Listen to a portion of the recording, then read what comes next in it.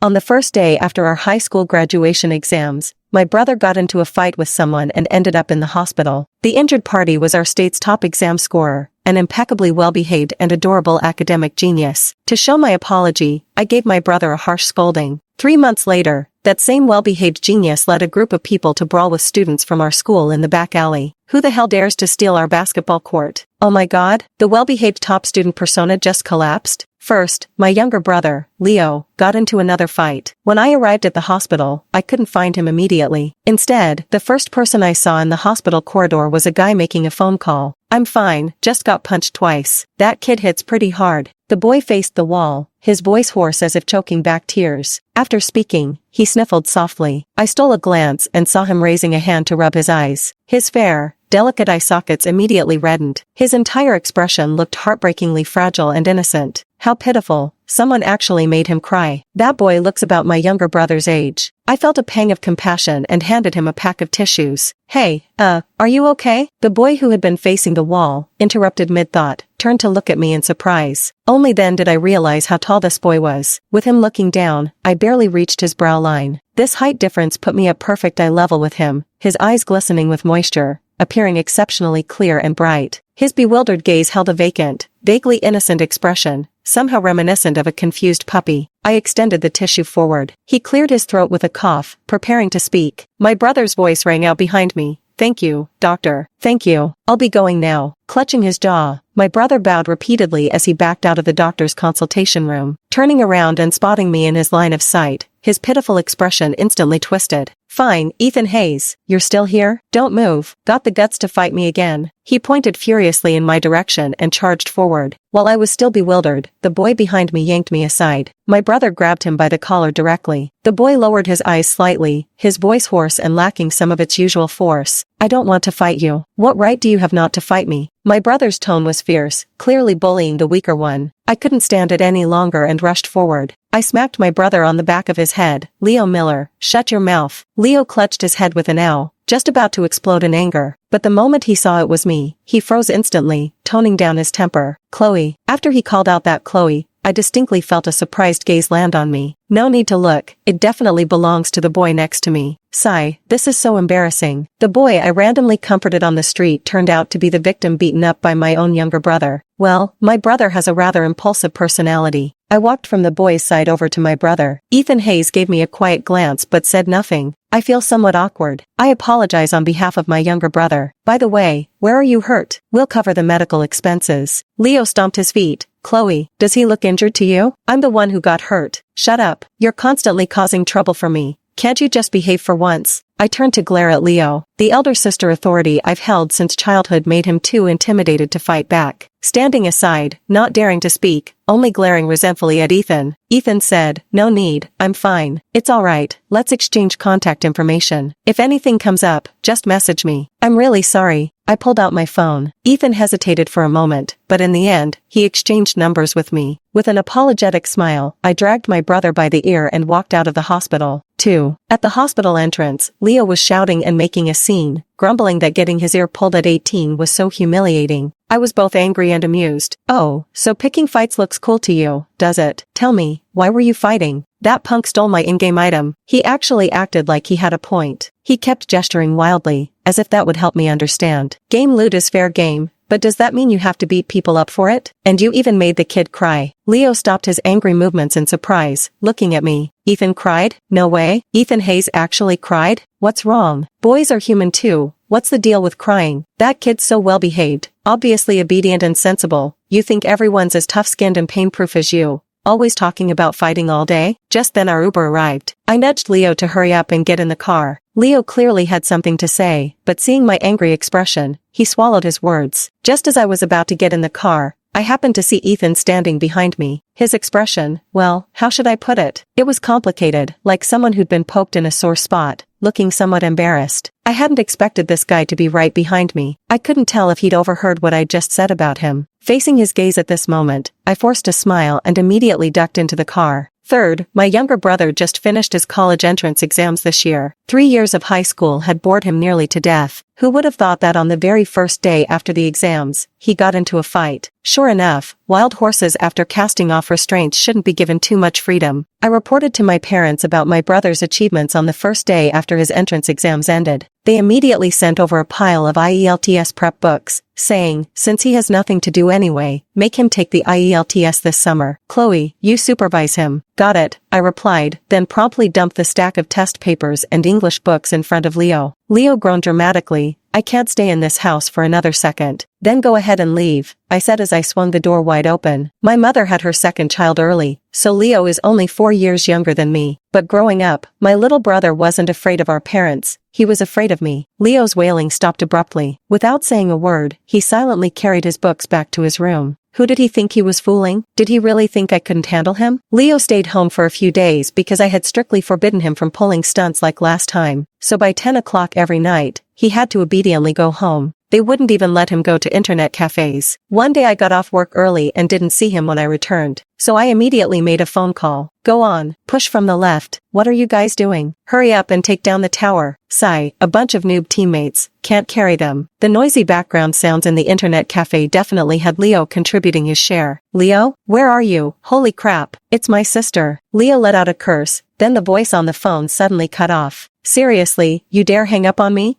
Do you really think I can't find you? I flagged down a cab and headed straight for Leo's high school, not to find him at school, but at the internet cafe nearby. That unlucky kid Leo really deserved a good spanking. Back in school, teachers wouldn't let him game online. Once the college entrance exams ended, wherever he could show up, it was guaranteed to be an internet cafe near the school. His excuse? You may not like it, but you can't control me. After all, I've already graduated. Arriving at Leo's school, I stood by the roadside feeling lost for a moment, because I genuinely didn't know where the nearest internet cafe was located. Just then, I noticed a boy standing in front of a convenience store by the roadside. Hello, classmate, could you tell me where the internet cafe near your school is? I walked straight toward him. The boy turned his head when he heard the sound. Only then did I realize it was someone I knew. Ethan. I had seen him last time at the hospital. We'd only met once before, but I'd always remembered the way this boy had looked at me with red-rimmed eyes, his voice hoarse as he said, I don't want to fight you. Ethan looked at me, and it was then that I noticed his eyes were actually single-lidded. A thin layer of delicate, dense eyelashes framed his eyes, with soft hair loosely tousled around his face. Such a well-behaved little brother, I thought. Oh, do you remember me? I'm Leo's sister. I offered a friendly smile. The boy in front of me nodded, responding with a quiet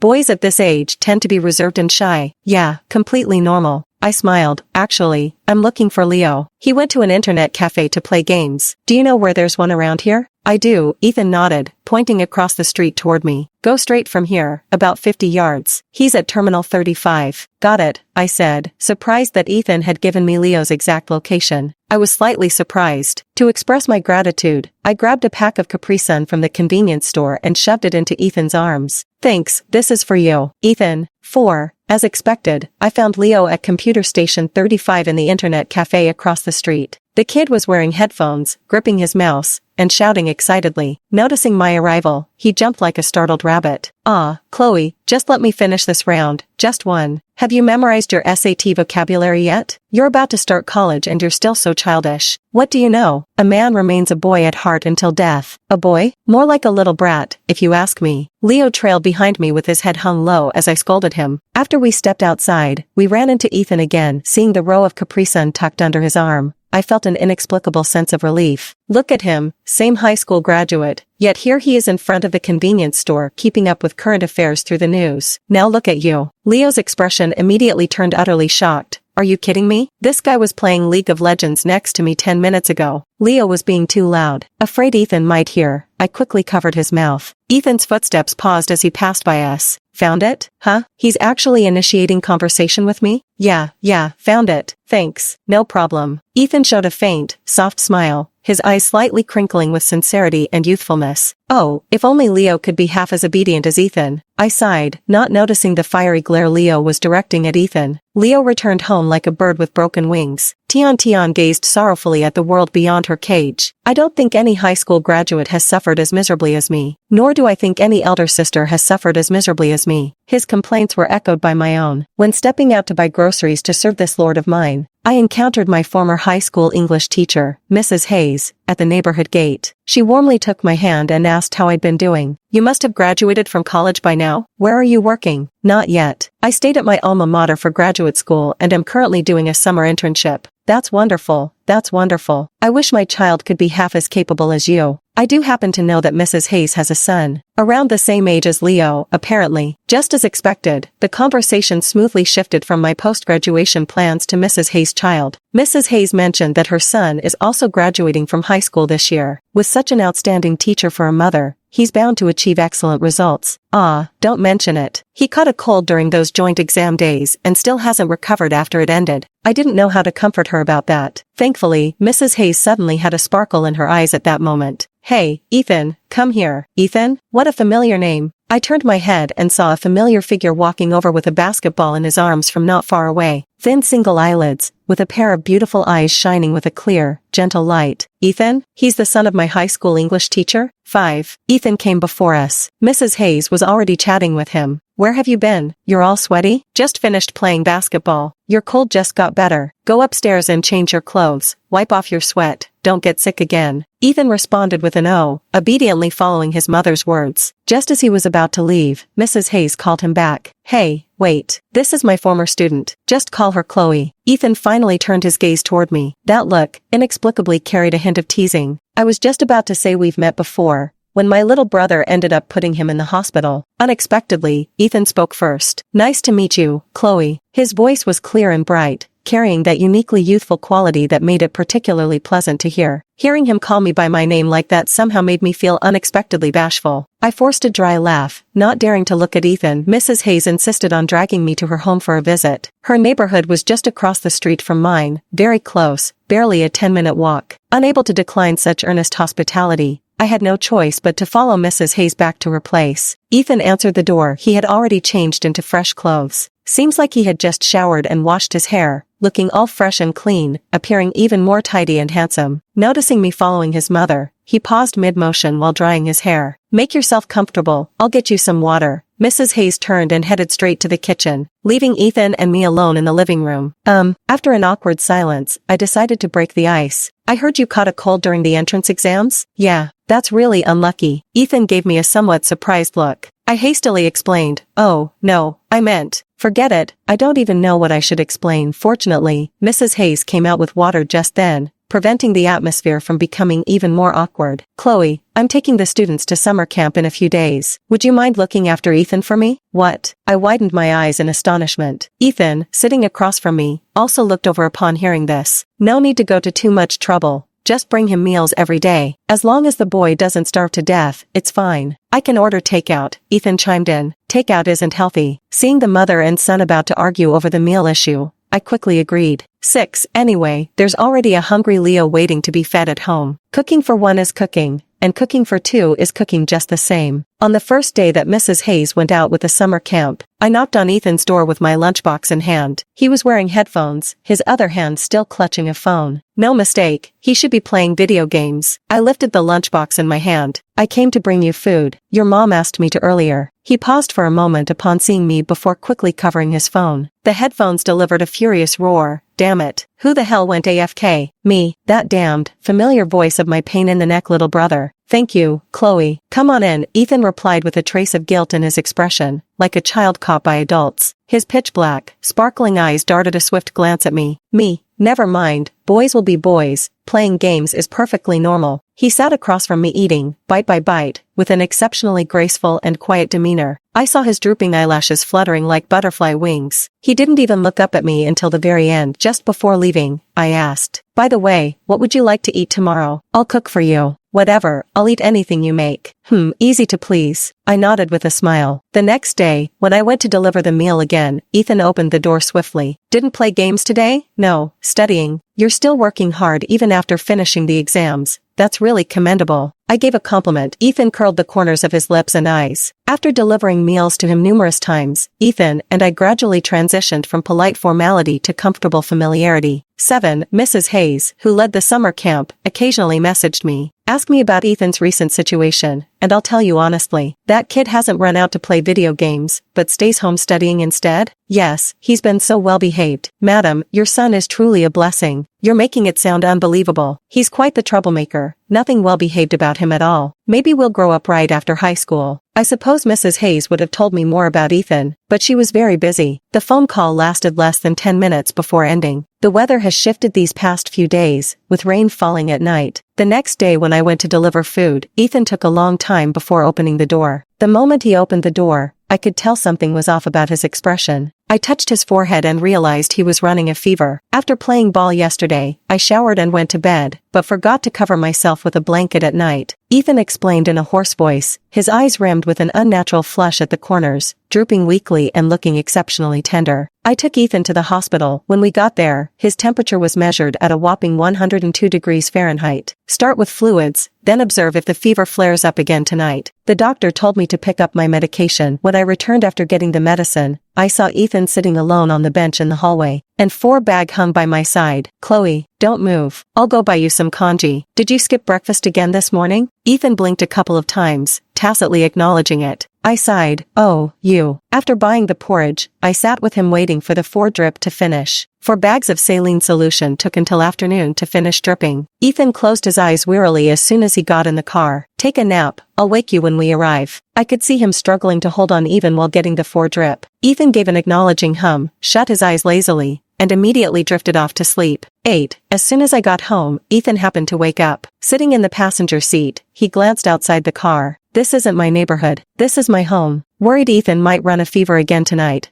I simply took him back to my place. Ethan hesitated and gave me a sidelong glance. Chloe, this isn't really appropriate. What's with this inexplicable hot and cold attitude? What if you get a fever again tonight? Stay at my place for these 2 days. Don't go back until you're better. I won't feel at ease otherwise. I didn't think much about it. Ethan followed me home. In the meantime, I stopped by the supermarket and bought a bag of Haagen-Dazs. He looked at me, puzzled. I explained, it'll come in handy later. I pressed the doorbell after exiting the elevator. Leo was the one who opened the door. Wow, sis, you actually bought me Haagen-Dazs. Love you. He snatched the bag from my hand. I walked through the door with a smile. Ethan followed closely behind. Finally, Leo noticed him. Wait. Why is this guy here? He's sick, staying with us for a couple days. Leo widened his eyes. You're letting him live with us? Who's he sleeping with? Me? No way. There's no way I'm sharing a room with this guy. Even if. I smirked at him without sincerity. Give me back my ice cream. Leo's expression was as if he had just swallowed a fly. He hid the ice cream behind his back. Well, it's not like I can't endure it, right, buddy? Ethan didn't speak. Actually, my home has a guest room, so I settled Ethan in. Chloe, I need to go home and get some things. Let me go with you later. You should rest for now. I pulled a bottle of chocolate milk from the fridge and handed it to him. Ethan let out a hum and returned to sit in the living room. Can I watch TV? Yes. Ethan turned on the TV. Sitting quietly on the sofa the whole time, Leo stealthily approached me. Sis, did you put something in the milk? No, what's up? Ethan's acting like he's possessed or something. It's so creepy. He's drinking chocolate milk while watching CNN. 9. Ethan stayed at our house for 2 days. Other than watching TV, it was just wearing headphones, listening to music, and reading books, because it formed a stark contrast with the playful Leo, making Leo resentful. You keep swaggering in front of me every day. Keep pretending. Go on. Have you memorized your SAT vocabulary yet? Leo, subdued by my single move, was left speechless. I suddenly remembered Mrs. Hayes mentioning that Ethan had already passed his IELTS exam. Ethan, could you help my little brother review for the SAT? Ethan hadn't even had a chance to speak before Leo turned to me in shock. Ethan teaching him for the SAT? He'd rather die. Before Leo could lose his temper, Ethan curved his eyes obediently. Okay, Leo. From then on, Ethan had one more thing to do. Just accompanying Leo in reviewing SAT prep materials. Leo was reluctant at first, but let's face it, when a man faces overwhelming strength, he has no choice but to submit. So Leo found himself living a contradictory life,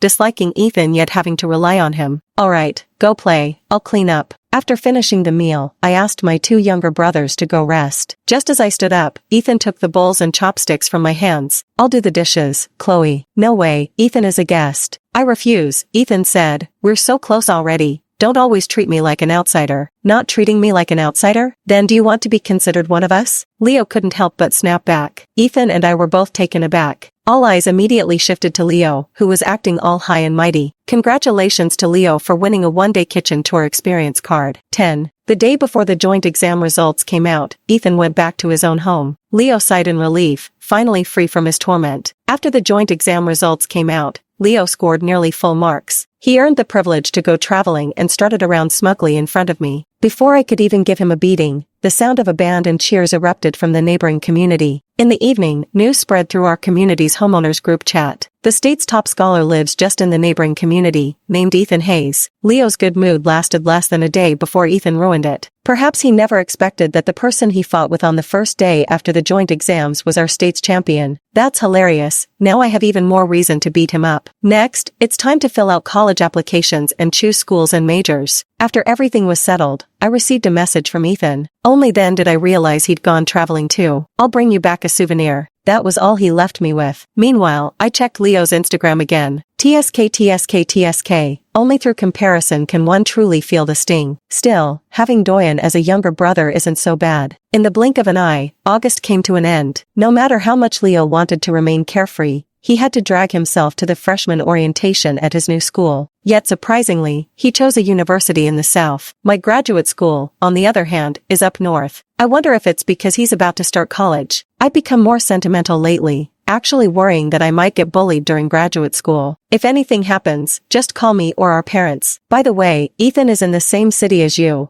I've already asked him to look out for you. Me. It's been ages since I last saw Ethan. By the time I went to register at school, it was already mid to late September. The moment I stepped out of the station, I spotted Ethan. After months apart, he'd grown noticeably taller. He wore a white t-shirt and baseball cap, with a pair of headphones dangling around his neck. Looking down at his phone while waiting, his handsome profile drew frequent glances from passers-by. He'd texted me before my flight, saying he'd come to pick me up. I said no need, but he didn't reply. I never expected him to actually come. Ethan, I called out to him. Ethan looked up, his round eyes glistening like black pearls, bright and watery. Chloe, he said. Long time no see. You've grown taller, eh? Top scorer. The first time we met, when I looked up, I only reached his brow level. Now I have to stand on tiptoe to reach his head. Ethan gave a shy smile with pursed lips and took the suitcase from my hand. We took the car back to school. Earlier, after Leo told me Ethan had chosen a school in the same city as mine, I had sent Ethan a message. Only then did I learn that Ethan's school was right next to mine. It really was fate. On the way, I asked Ethan how he was doing at school. Ethan said, pretty good. That's good. Make sure to get along well with your classmates at school. Got it. Honestly, I wasn't really worried about Ethan. He's obedient, polite, and a very refined boy. You're top of the class, clearly the professor's favorite. Ethan said he'd take me out to eat. I said, I know a pretty good place on Back Street. Want me to take you there? The back street near our school wasn't far from Ethan's campus, just a 10-minute walk. Ethan carried his suitcase as we walked side by side. When we reached a barbecue joint on Back Street, I waved him to sit down. This is the place. The boss's roasted clams are absolutely amazing. After ordering, Ethan and I chatted. Ethan has excellent manners. When he couldn't join the conversation, he just listened quietly. The soft bangs on his forehead gently swayed in the breeze. I was just mentioning how Leo chose a school in the south when a voice suddenly sounded behind me. Ethan. Before I could react, someone had already hooked an arm around his shoulders. You're eating here too? Our group dinner is here as well. And you said you weren't coming. I watched blankly as the grip made Ethan sway unsteadily, like a fragile little white flower. Classmate, could you let him go first? The group finally noticed there was still me.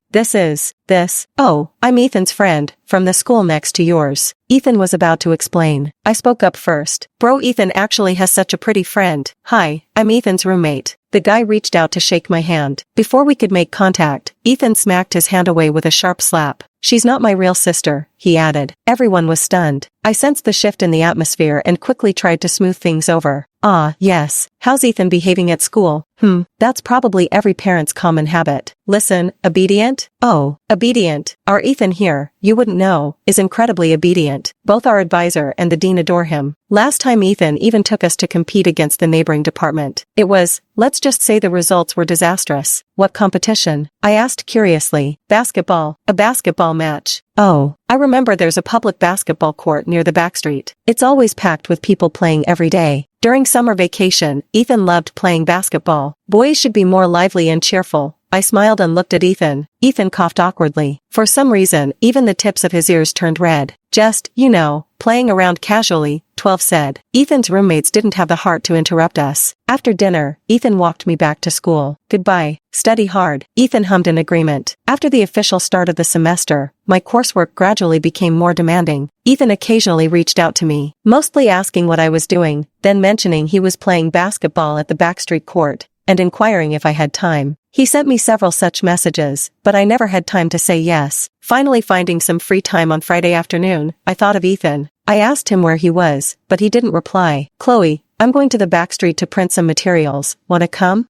Ethan didn't reply. He's probably playing basketball at the school's backstreet court. I decided to try my luck there. The backstreet basketball court always has plenty of players. Since this was a common area, people from several schools were gathered here. After printing materials, my classmate pulled me to sit with them in the audience seats. Everyone was dressed casually, making it hard to tell which school someone attended. When we got bored, my roommate started chatting with me about gossip. A while ago, some students got into a fight here. Oh, why? Probably over the basketball court. This place is open to everyone, and sometimes they'd play matches. Whoever wins keeps the court for a while. From what I heard, the fight broke out because someone didn't honor the agreement. My roommate glanced at the court while answering me. It suddenly reminded me of Ethan's roommate, whom I met last time. They also mentioned playing matches with classmates. Surely they wouldn't fight, right? Thinking of Ethan, who was always obedient and well-behaved, I immediately dismissed the thought from my mind. The next moment, who the hell is stealing our basketball court? The previously peaceful basketball court suddenly erupted into chaos. Everyone rushed toward the center of the court. I still had no idea what was happening. My roommate wasn't even surprised anymore. Probably another fight over the basketball court again. Let's go. Don't get dragged into this. She pulled me up by the arm. Just as we were about to leave, a familiar voice suddenly cut through the crowd. So you're the one stealing our crew's basketball court? Didn't get enough last time? Ethan Hayes, who the hell do you think you are? You really think we're scared of you? Wait, Ethan? That name sounds so familiar. I turned my head around as if struck by something electric. This time, I spotted him instantly in the crowd. The young man at the center was holding a basketball. His soft bangs brushed upward with a red and white headband wrapped around his forehead. Dressed in a red and white jersey, his handsome brows and clear, dark eyes stood out, though his gaze carried a bit of a fierce edge. He was followed by a group of indignant boys, each wide-eyed and chin raised, full of swagger. Ethan, just say the word, and we'll throw down. Daring to mess with our Ethan? You got a death wish? You know who our Ethan is? The new top dog on campus. They were indeed a group of youngsters just out of high school, still carrying their youthful innocence. Such a Chunibu thing to say. At that moment, I thought I saw a carbon copy of Leo. Are you kidding me? The well-behaved little brother turned into a delinquent? 13. Images of Ethan, whom I'd known before, flashed through my mind like a revolving lantern. The first time I met him, my brother beat him so badly he ended up in the hospital, utterly pitiful. The second time I saw him, he politely addressed me as Chloe like a well-behaved kid. When I brought him meals, I'd always find him studying. Even while staying at my place during his illness, he quietly read books. He loves playing basketball, radiant and adorable, and has a weakness for chocolate milk. All the Ethans had now transformed into this basketball-carrying, arrogant cold-eyed delinquent standing before me. Me. Is this what it feels like when an idol's halo shatters? The fight never actually happened. Once campus security from both schools showed up, everyone scattered, though not without some reluctance. The guy standing across from Ethan hooked a finger at him. Alright, kid, I've got my eye on you. Ethan raised an eyebrow. I've seen that exact same expression on Leo's face countless times before. Meaning, you think I'm afraid of you? Ethan turned around with his crew in tow. Then I saw myself. Me. This must be the epitome of social awkwardness. Back at the dorm, I immediately called Leo. Hey, I want to ask you something. What was Ethan like before? Leo paused on the other end of the line before finally exclaiming excitedly, Sis, did you finally see his true colors? Heaven has eyes. My sister isn't blind anymore. Me. He's my blood-related brother. I can only endure, not kill him. Next, Leo spent an hour telling me about Ethan's true nature. Ethan was the academic ace of their school,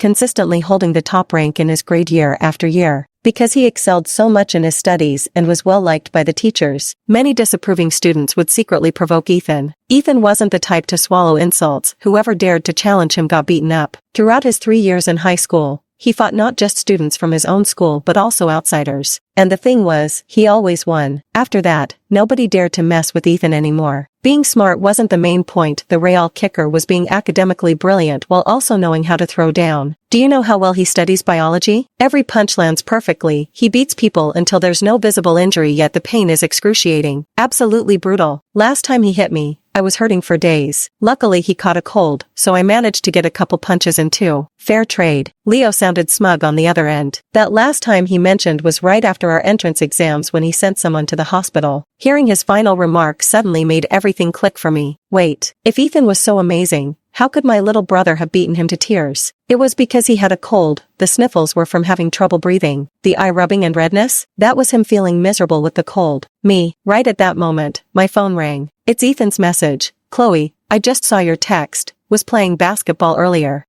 Same old obedient demeanor if we hadn't locked eyes before this moment. 14 Ethan proceeded to send several more messages. I don't usually fight. Chloe, don't be angry. Oh, speaking of this, it's because Ethan saw me. Before I could say anything, my roommate pulled me away. Ethan thought I was ignoring him because I was angry. Not angry at all. I sent a reply. The status showed typing. On his end. A long time passed, and not a single message came. I got busy and didn't think much of it. One day after class, I suddenly saw Ethan at the foot of the teaching building. He doesn't study at our school. Did he come here to see me? Sure enough, Ethan spotted me. Chloe. He walked over, looking like a child who had done something wrong. I noticed several scratches on his arm. How did you get hurt? Fell while playing basketball. He added another sentence. Didn't get into a fight. His unnecessary explanation that only served to arouse suspicion made my eyelid twitch. Without saying a word, I walked straight ahead. Ethan got anxious and followed behind me. Chloe, I really didn't get into a fight. I walked to the convenience store up ahead and bought a band-aid. Hand. Ethan hesitated for a moment. I applied the band-aid to his injured spot. Be more careful next time, I reminded him. Ethan's bright eyes lifted, cautiously observing my expression. Seeing that I wasn't angry, he nodded in agreement. After giving an MHM, he then asked me, is Chloe free? Let's have dinner together. Sure. We chose a nice Western restaurant with a good atmosphere. Ethan was sitting right across from me. I'd mentioned this before already. Ethan has impeccable table manners. Anyone who sees him would think he's a well-mannered and polite young man. This time was no exception. But there seemed to be a bit more restraint than usual. I didn't need to guess why. When Ethan looked at me for the 36th time, I finally couldn't hold back any longer. Ethan, I know everything about your situation. Ethan was stunned, staring at me blankly. I sighed and said, don't get into fights anymore. What if you get hurt? Okay. Ethan's eyes suddenly lit up with a whoosh, and he nodded solemnly. I silently lowered my head to eat. This little brother is being unusually well behaved today. 15. It started raining when we left the mall after eating. The rain wasn't heavy, but walking back to school would definitely get us soaked. Wait for me a moment. Ethan went and came back, opening a black umbrella above my head.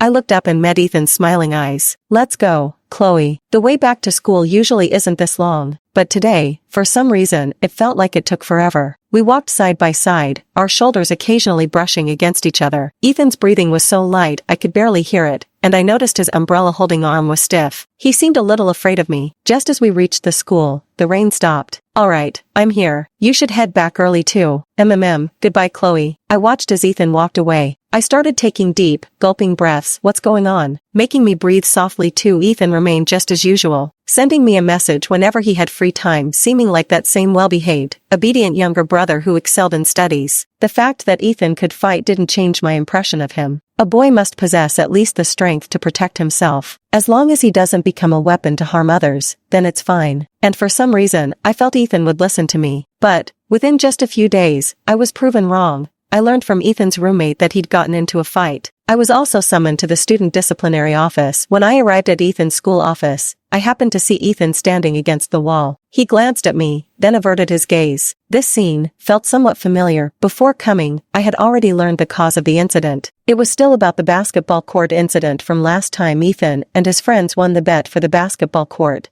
But the opposing side wasn't happy about it. Last time the campus security from both schools arrived in time to stop the fight before it escalated. This time, both sides started fighting again. Teacher, he really hit me brutally. I think I have internal injuries. My head is still spinning. The office was in complete chaos. I noticed the one yelling was the same person who had confronted Ethan face-to-face last time. He was grimacing, with a bruised corner of his mouth being the only visible injury. The rest of him looked unharmed. I recalled what Leo had said. Ethan has a good grasp of biology. He knows exactly where to hit someone to make it hurt the most. Just that sudden strike causes intense pain, but afterward there's no lasting damage. It really leaves you suffering with no way to voice your grievance. The teacher standing nearby could only sigh helplessly. The school nurse has already examined you, and there's nothing wrong. They just wanted to smooth things over. After consoling the boy, they called Ethan over and scolded him harshly, then demanded he apologize. Why should I apologize? Ethan spoke with a cold tone. I was stunned. This was the first time I'd seen my younger brother so bristly and defensive. You hit someone. Shouldn't you apologize? He provoked me first. Why should I apologize just because he couldn't win a fight? The teacher's hands trembled with anger at Ethan. I quickly stepped forward to pull him aside. Hello, teacher, I'm Ethan's friend. Regarding this matter, I demand to see the surveillance footage. If the footage shows my friend was at fault, then he'll apologize. But if the other party started the conflict, then they should be the ones apologizing. There's no such thing as the weaker party is always right. 16. My tone was resolute. No matter what, the school must retrieve that surveillance footage. Later, the footage indeed revealed that the other party had intentionally bumped into Ethan's basketball teammates and provoked them verbally, which led to the incident. Though Ethan had thrown punches, he'd shown restraint. It was the other guy who kept escalating the situation. The truth came out, and the boy who'd been making noise earlier fell silent. In the end, both parties apologized and put the matter behind them. I pulled Ethan out of the office. Are you hurt? Just 2 days ago I told him not to fight, and today he'd already gotten into it with someone. It's not really his fault either. No, he said, drooping his eyelids with an expression even more innocent than the person who had just been hit. I couldn't help but reach out and pat his head. It's all right now. Ethan nuzzled against my hand. His soft black hair brushed against my palm. Before I could react, Ethan lowered his head and pressed his forehead against my shoulder. Chloe, thank you, he murmured in a low voice. Like sipping the sweetest chocolate milk, his words made one's heart tremble. I suddenly didn't dare to speak. My heart pounded thunderously. Because of Ethan's sudden action, my heartbeat and thoughts were utterly thrown into disarray. I couldn't sleep at night, tossing and turning. I heard foolish giggles from the next bed. What are you watching?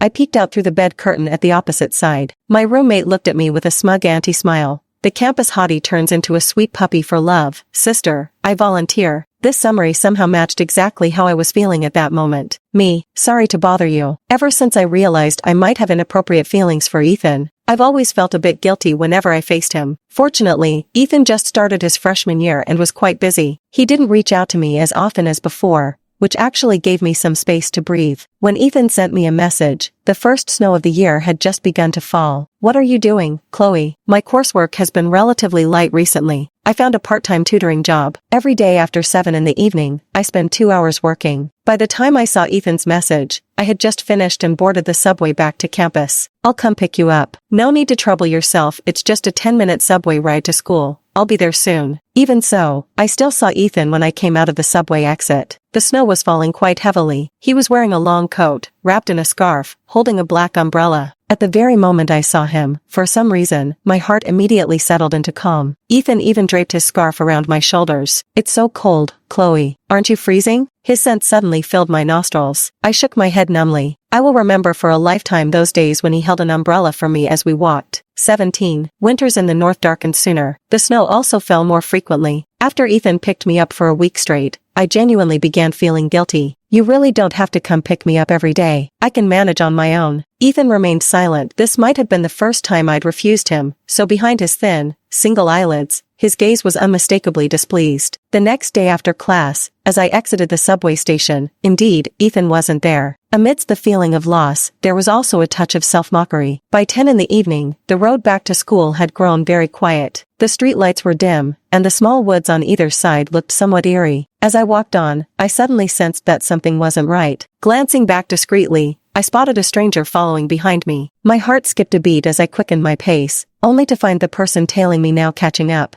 I started running frantically toward the school. Just as I was almost caught, a familiar angry shout came from ahead. What are you doing? Ethan! Ethan pointed in my direction. The person behind me hesitated for a moment, then suddenly turned and ran in the opposite direction. Ethan quickly came to my side. Chloe, are you okay? Ethan, my eyes welled up with warmth in an instant. I'm so glad you came. I felt both regretful and a little aggrieved. I'm sorry, I had something to come up tonight, so I'm late. Ethan comforted me, Only then did I realize that at some point I had actually embraced Ethan. He gathered me into his embrace, even gently patting my head with a reassuring hand. Thank goodness I'm thick-skinned. What if someone else had rescued the damsel in distress today? Ethan joked. I knew he was trying to comfort me. For a moment, I didn't know whether to laugh or cry. Stepping back from his embrace, I composed myself. Let's go back. Ethan continued holding the umbrella. My footsteps finally became steady and measured. The road was quiet, and I was still lost in thought over what had just happened. For a moment, I didn't know how to face Ethan. Just then, my phone rang. It was Leo. This guy, who wouldn't call me for weeks on end, actually called today. I answered the phone. Leo, as usual, exchanged a few playful words with me. Then he asked what I was doing. I said I had just returned from my part-time tutoring job. Leo's displeased voice came through the phone. Coming back this late? It's not safe for a girl to be out alone at this hour. If he had called just one day earlier, I probably wouldn't have cared. But after the heart-stopping experience I'd just been through, I had to admit Leo's worries were justified. I was just about to speak when Ethan pulled me aside. Watch your step, he said, his voice not particularly soft,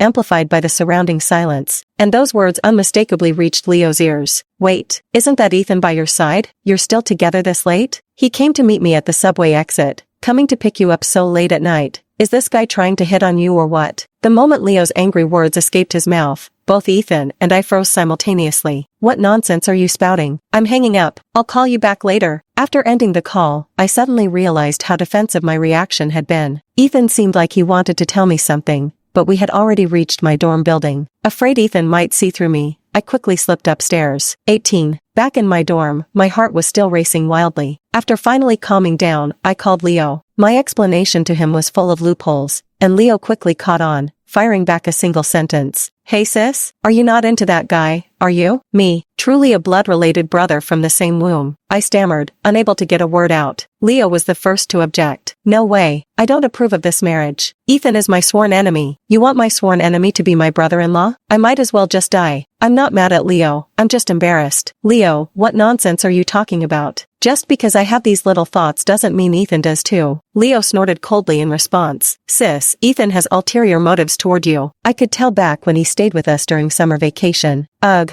this man is quite shrewd, I thought to myself. I hung up Leo's call directly, pulled the blanket over my head, trying to cover up my messy heart as well. After what happened last night, I'd decided to quit this part-time tutoring job. After explaining the reasons to my employer, they showed understanding and asked me to finish one last session tomorrow. I agreed and made sure to message Ethan before leaving. Ethan instantly understood what I meant. Alright, then I'll come pick you up later. If you arrive early, just wait for me at the subway entrance. His words warmed my heart instantly. However, the reality turned out to be that I saw him by the roadside the moment I stepped out of my employer's door after finishing class. Why are you here? I asked your roommate where you were working part-time and came straight here to pick you up. His words were clearly dripping with the meaning of I'm worried about you. I didn't know what to say, my face burning hot. Let's go then, I managed. I kept my head down as we walked toward the subway. Even at 9:30 p.m., the subway was still quite crowded. I got jostled around in the crowd. Seeing this, Ethan turned sideways to face me, shielding me in a corner. I couldn't help but look up, seeing Ethan's distinctly soft jawline and gentle, serene gaze. I suddenly remembered my first meeting with Ethan. The boy who had just graduated from high school long ago had gradually transformed into a grown man, 19 years old. After exiting the subway, Ethan walked me back to my dorm. The dim street lights stretched our shadows long. Ethan and I walked in tandem, me stepping on his shadow as we moved. Suddenly the shadow ahead stopped, and I walked face first into Ethan's back. What's wrong? It's snowing, Chloe. I looked up. It was true, snow was falling again. Fine snowflakes drifted through the air, melting before they even touched the ground. Ethan suddenly said, they say many people confess their love during the first snowfall. I was a bit puzzled, but the first snowfall was a long time ago. Still, isn't confessing your feelings appropriate any time when it's someone you like?